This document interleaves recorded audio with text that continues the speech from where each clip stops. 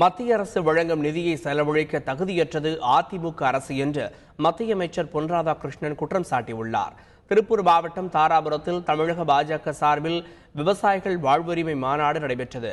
இந்த மாநாட்டில் பேசிய மத்திய அமைச்சர் பொன் ராதாகிருஷ்ணன், அதிமுக அரசு தமிழகத்தில் எந்தவித தடுப்பணையும் கட்டவில்லை என்றும், வறட்சி பாதித்த பகுதிகளை தமிழக அமைச்சர்கள் நேரில் சென்று கூட பார்க்கவில்லை என்றும் குற்றம் சாட்டினார். பெருந்தலைவர் காமராஜருடைய காலத்திற்கு பின்பாக எத்தனை அணைகளை திராவிட முன்னேற்ற கழகத்துடைய அரசாங்கம் கட்டியிருக்கின்றது?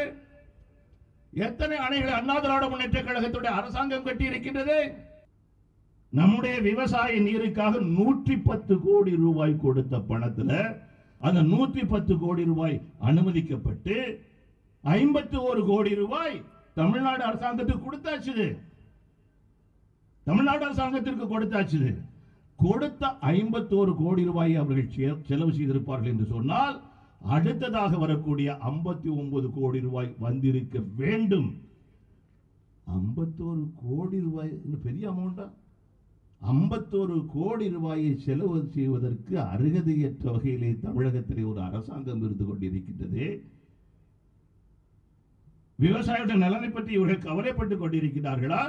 மொத்தம் 110 கோடி ரூபாய் நம்முடைய விவசாய நிலங்களுக்காக, நீருக்காக கொடுக்கப்பட்ட பணம் இல்லாமலாக்கப்பட்டிருக்கின்றது தமிழக அரசாங்கத்தால்.